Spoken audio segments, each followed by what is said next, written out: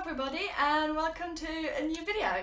Today I want to talk to you about traveling as a vegan, and I hope I can give you some helpful tips and advice that make it easier for you to travel as a vegan, to go on holiday as a vegan, because as we all know it can sometimes be quite challenging. For the ones who don't know me, my name is Monique and my channel is called The Vivid Vegan. So if you're not subscribed already, think about doing that at the end of the video, and don't forget to give the video a thumbs up. I guess I'll get started right away, and I'll start with my first point, and that is Happy Cow. Happy Cow saved my life. So if you don't know Happy Cow, it's an app. On Happy Cow you can search for the area you're in, or for specific areas. If you're going away, you can look beforehand, and then you can filter if you want stores or restaurants or shops, those kind of things, and you can select between vegan friendly, vegan options, vegetarian, or completely vegan places, everything. It's a bit like Google Maps, just for vegan friendly places or vegetarian friendly places as well. At the moment it does cost money, so I don't know about Android, but for iOS it was £3.99, and I first didn't want to buy it, but at the end it was so worth it. I bought it right before we went on holiday and I've used it so much. We found some really nice vegan places on there that I wouldn't have found without it, so that's a really good app that's worth paying some money for.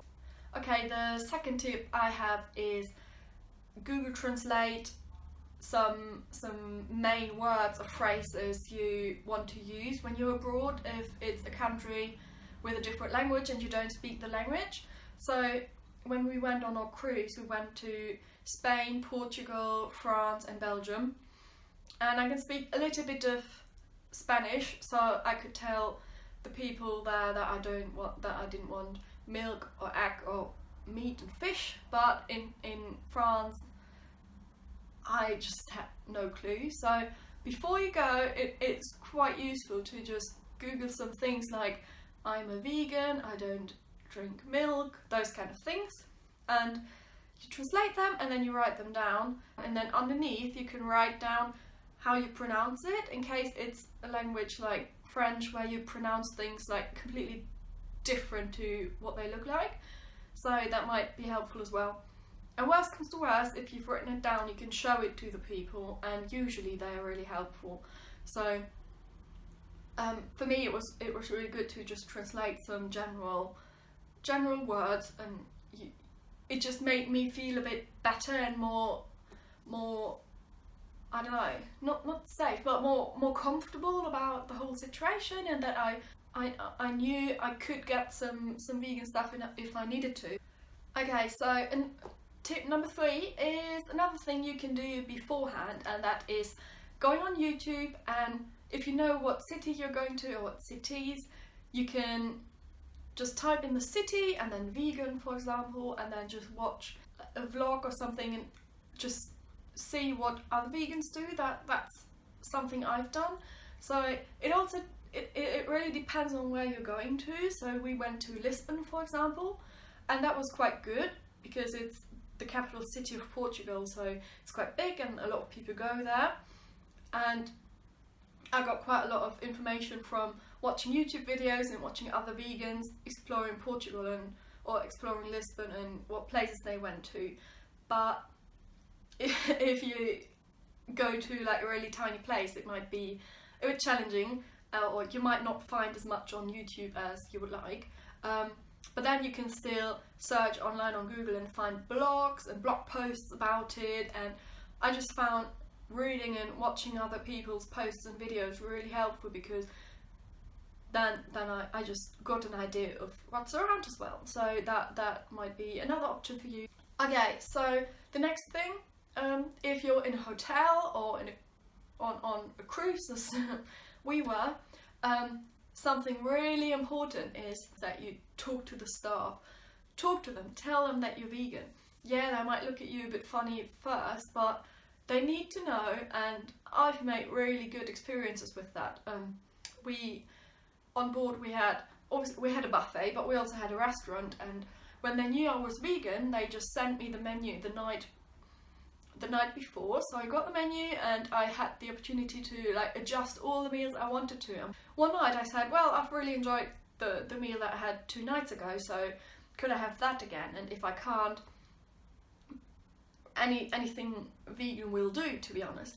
And then at the restaurant, I was so surprised because I got like a big plate of really, really amazing food. It was like a bit like a casserole, I guess, and it was something completely different from the stuff that was on the menu. And people next to us were like, "Oh, what are you eating there? Why do you have something special?" And I was like, "Well, I'm vegan and I can't have most of the things on the menu, and I've asked for something different, and I just got something completely different to that." But it was so nice, and I was really surprised, and everyone was very understanding and helpful. And at the buffet every morning when I got my coffee, I just walked up to one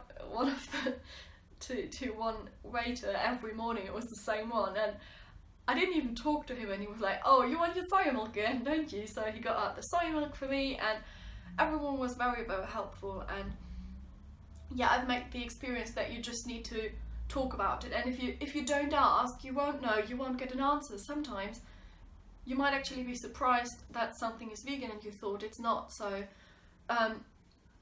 asking is one of the most important things. Obviously, if you're in a hostel or in an Airbnb or something, it's different because you need to go shopping, like food shopping, or need to go to a restaurant anyway.